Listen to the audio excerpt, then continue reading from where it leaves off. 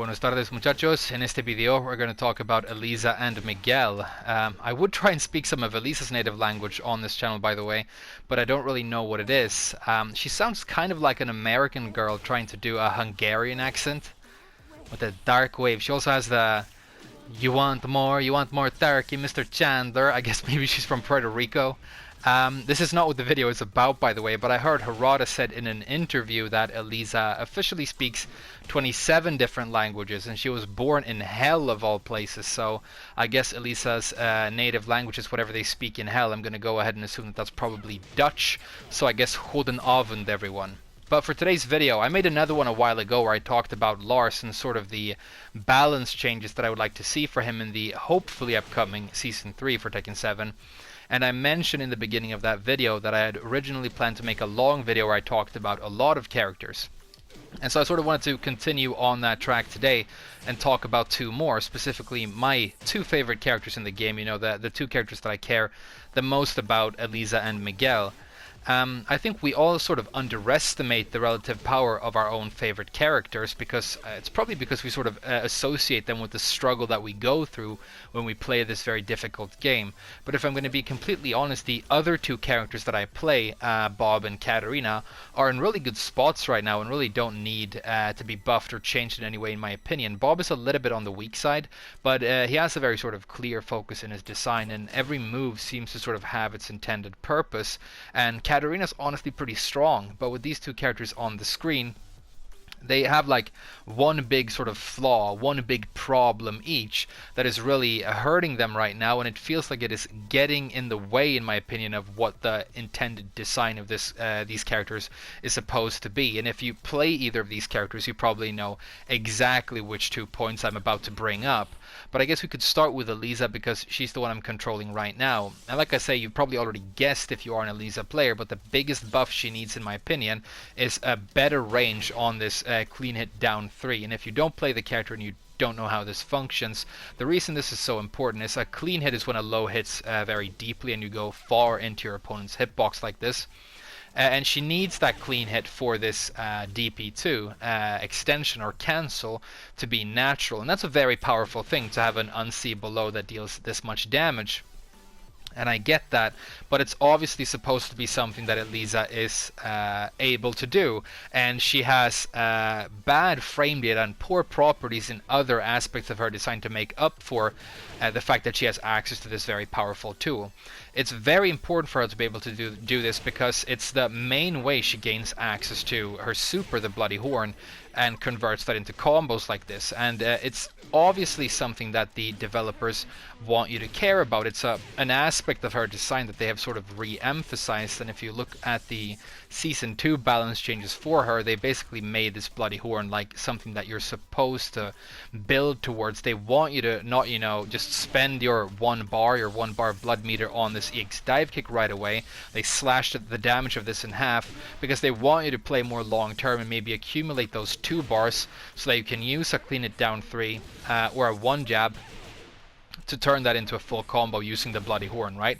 Well, the problem with the range of the down 3 right now is that while you do need a clean hit and you do need to be very close, and that's sort of fine, the range is so poor and so unpredictable that it's almost impossible to tell when you do it whether or not you're actually going to get your clean hit.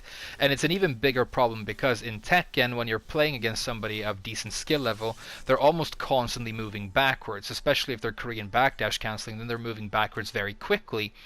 And the range on this move right now is so bad that you can actually go into clean hit range and perform the down 3, and if the opponent is moving backwards, they can be what would have been clean hit range when you started doing the move is no longer clean hit range by the time the move impacts because of the tiny amount they've moved during the animation, which is kind of crazy, and it makes it very difficult and unpredictable when you're trying to stick it. And when you mess it up, because the DP is such a easily recognizable and slow and famously launch punishable move, you're always going to eat a massive combo for messing it up. So you sort of have to put yourself at unreasonably significant risk to be able to access this important tool of yours. Another problem with this is that it really hurts Eliza in some matchups. We're standing across from Miguel right now, and his front leg, his left leg, you can see he has this kind of nice angle to it where it sticks out a little in front of his entire body, and that makes it kind of easy to find. But some characters, this is extremely unpredictable and difficult to do. For example, Yoshi, he kind of looks like he has his legs far in front of him, but if you move just a little bit to the right, a tiny bit, and it looks like you have a perfect angle, the clean it just will not happen because of that angle. And if you're playing against a character like the bears, who, lean forward and tuck their legs in way behind them, pretty much the only way you're going to be able to clean hit this is if you're doing it at the same time as they are attacking into you, and you overlap, kind of like when you're trying to hit with Flash from Yoshi. So it's a big problem for Eliza, and if she was able to clean hit with this a little bit more reliably, it would honestly, in my opinion, boost the character from like a bottom tier character to like a much more powerful, like lower mid tier character maybe, or just a pretty solid low tier character. But it's pretty much all the help she needs to become a lot more viable, in my opinion, and it's something the few people who actually play her kind of deserve. There are a couple of little things that would change apart from that maybe with the character design, and I'm going to mention a couple of them now. I think that this back 3-4 and back 3-1 string really sort of lack purpose right now. The back 3-1 and back 3-4 are both natural combos for 32 damage, and the impact, I think it's 16 frames, so they're reasonably fast and they have some decent range to them. But this spin move, the back 3-1, is used in some combos, but not really. I think most players just go for this version of her spin instead when they have the option, because it's just more reliable and leads to better combos in most cases. It's this one is famously something you can drop at certain angles, certain hitboxes. And so I think the only other purpose this serves, well, you can use the back 3-4 to create wall carry conversions, which is pretty cool. It gives you a nice sort of flop for that. But apart from that, I think it's obviously intended to be Eliza's block punish for pushback moves, because it is natural and it has good range and it can cause wall splats. It's not super consistent for that because it doesn't quite have the range, so while it will find Death Fist from Paul, for example, on block most of the time, some of the time it just won't happen and then you'll get whiff punished for messing this up. So I think this would need a little bit more range to fill that niche. And another thing I think would be very viable for this move is honestly to turn this first hit, this first back one right here, into a mid. The way the string functions right now is you have the back 3-4, which is high, mid, and punishable, and the back 3-1, which is high, high, and duckable, but safe.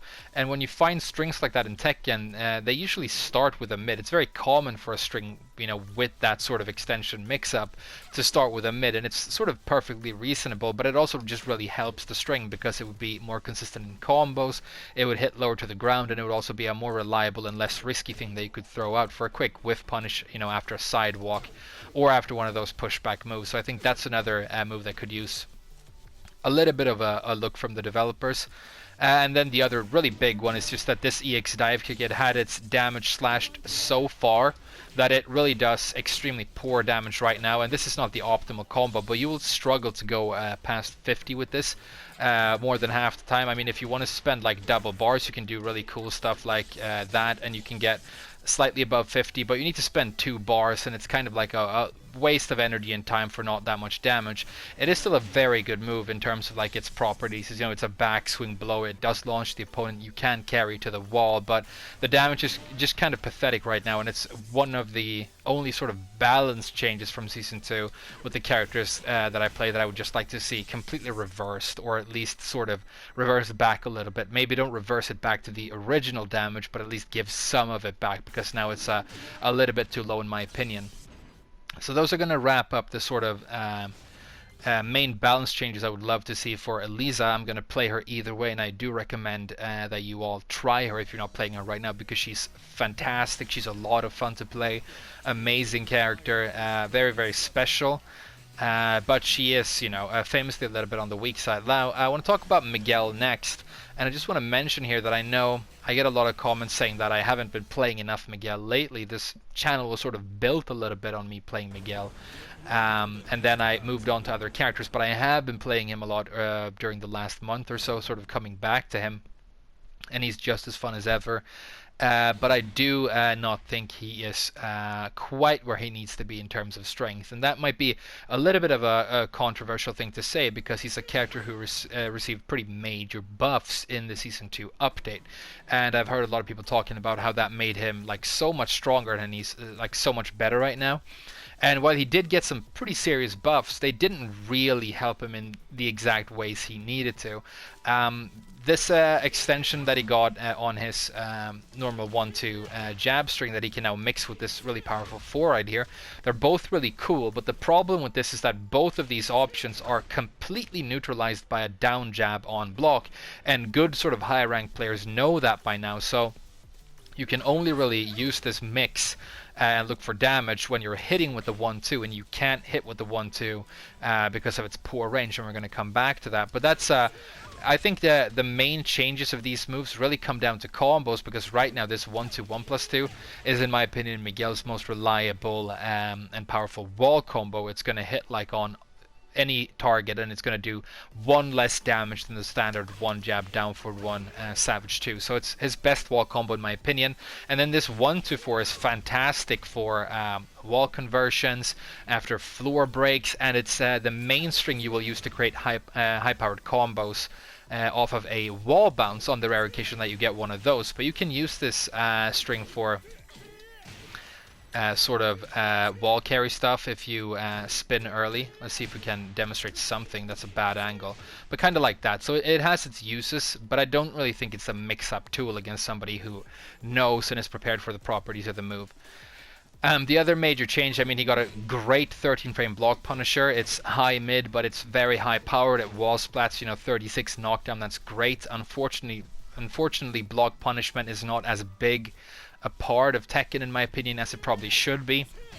I kind of love block punishment. I think it's like one of the most sort of interesting and fun aspects of a new character to learn, but in the current version of Tekken that we're playing, all of the most powerful characters, which tend to be the characters that most people play because people are biased towards powerful characters, don't really use unsafe moves almost at all. And you think about the most powerful like 10 characters in the roster, and almost none of them will, in their sort of standard rotation of moves, reliably use punishable moves, block punishable moves. They can almost maintain, a constant stream of plus frames most of the time, at least the most powerful of them. And so while this is really cool and it does definitely have its uses, it's not as big of a help as you might think. And then you obviously got the amazing new counter hit standing 4. That's the combo you're supposed to do. It's a little bit iffy because the timing needs to be very fast. And this is cool. It's long range. It is safe. I think -9, and it is a 12 frame to impact move. So that is really, really cool. But it's sort of nullified and loses its niche a little bit anytime you're in the close range, because you have back 1, which is another counter hit high that impacts 1 frame faster. And while this is really significant, the range of this, it's really, really good. Miguel, in my opinion, and this is sort of an opinion of mine that has sort of grown over the course of Tekken 7, he really wants to be like up here. He really wants to be close anyway, and if he's going to try and set up frame traps with a counter hit move, he's probably going to go for this over the 4 because of the speed.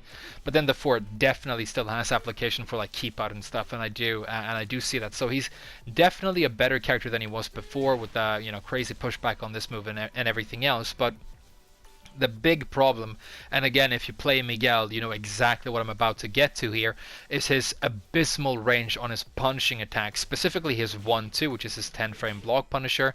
The second hit of this has great properties because it sort of has pseudo tracking because of the way he spins.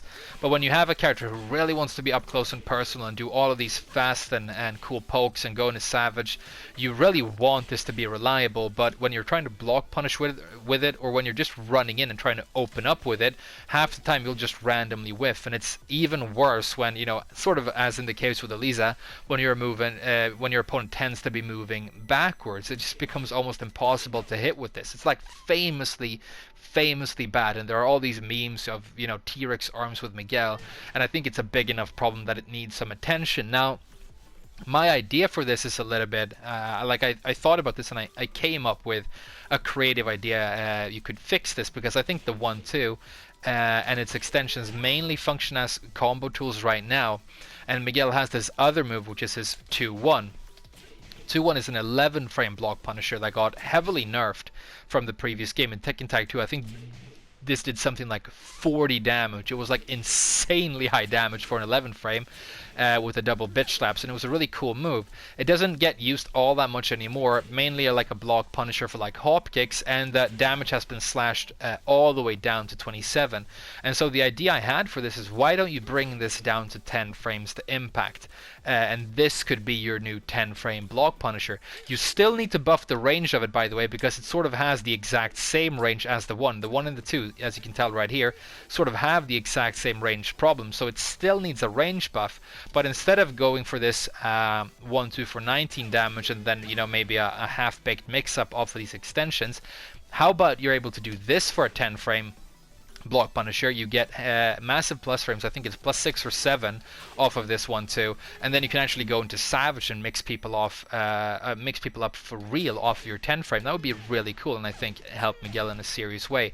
I think it's I think it would be pretty cool. But then again, like, either if it's going to be the 1-2 or the 2-1, either way you need to give either or both of these moves a significant buff in range, because it's just kind of pathetic right now, and it really hurts the character when you have a poking specialist who doesn't really have access to like his fastest and really most important poke string, which is his jab string, right? Another big thing that I want to talk about with Miguel is this while standing launcher, which I have a sort of love-hate relationship with, because Miguel used to have this 2-2 or while standing 2-2 for a while standing launcher, and it's horrible and it's really low damage. So they gave him a better version, which is the while standing 2-4 in this game. Problem is that the while standing 2-4 is also kind of terrible, especially for damage, because it sort of spins at an angle and it spins on the first move. And so the main combo that people use when they do this launcher these days, it's a pretty cool combo, honestly, I kind of like it, is you go into Savage and you do this, and then you get pretty consistent 56 damage and very good wall carry. I still think 56 is quite low, even though this is a 14 frame launcher as opposed to 15, so it deserves to maybe not be as powerful as a 15 because of its speed. And it also has a massive range, by the way. The range on this is beautiful. You can use it for like whiff punishment if you're good at instant while standing stuff. But I think the combo is just a little bit too inconsistent and problematic. And so the other combo, by the way, that I use is I just walk to the side and I do this, and then I lean in for Savage Oak and I get 57, which is slightly higher, but it's also slightly more difficult to do, I think, and it's also kind of inconsistent. Miguel has a lot of launchers where your down forward ones will just start going between the legs of the opponent. So if I launch Eliza like this, okay, it's working now for some reason. Maybe if I reset the positioning here, and you can see it there, it goes between her legs, and so it's inconsistent, and you need to sort of constantly move sideways with this character if you want to maintain consistency in his combos, which is annoying. But what I'm trying to get to mainly is that I think that you could just make it so that this while standing 2-4 launch the opponent maybe not quite as far and maybe not quite as much as at an angle as it does, because if they did that, the combo you would be able to do is the exact same combo that I do off of my 443 and a couple of other launchers. For example, his Rage Drive, which looks like this. It's very simple, it's easy to do, and it's high healthy damage. That did 76 off of the 443, but the 443 is a massive damage move. It does 33 in a single hit. But you can tell that with the 30% scaling, the last Savage 2 right there, the last hit will do 9. And so if I was able to do that combo off of the while standing 2-4, I would get, let's see if we can get the everything but the last hit, because that's never going to hit right here, but we might be able to get the down forward one.